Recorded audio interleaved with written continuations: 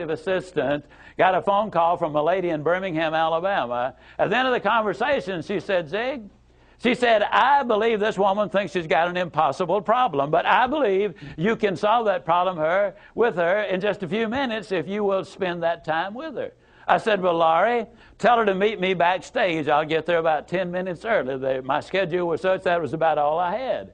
Well, I got there, and I was on backstage behind the curtain on one side. She spotted me from the other side, and as she walked across the stage, I have never seen as much anger in a human being in my life as I saw in her.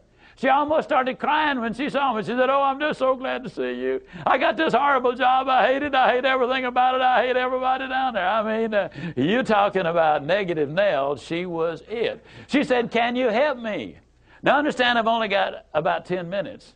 So I looked at her, and one thing I have learned, I don't do counseling, but I talk with a lot of people who do, in psychology, psychiatry, and the ministry. And they tell me that everybody who comes to you with a problem are not necessarily looking for a solution.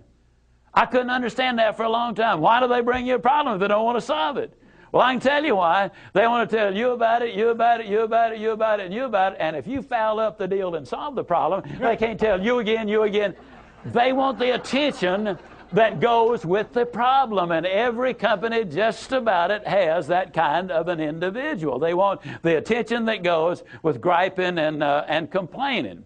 Well, I looked at the lady, and it wasn't unkindly, but firmly I said to her, yes, and you know, ma'am, I'm afraid your problem is about to get worse. She said, what do you mean? I said, I believe they're going to fire you. She was stunned. I couldn't have stunned her more if I'd hit her in the face with a bucket of ice water. She said, fire me? Why on earth would they fire me? The inflection in her voice clearly said, they're the bad guys, I'm the good guy. Why don't they fire them and keep me? Have you ever noticed that people who are the problem never recognize that they are? They're in complete denial. They think denial is just a river in Egypt. Why would they fire me? I said, ma'am, I don't believe there's a company in America big enough to contain this much poison in one small spot.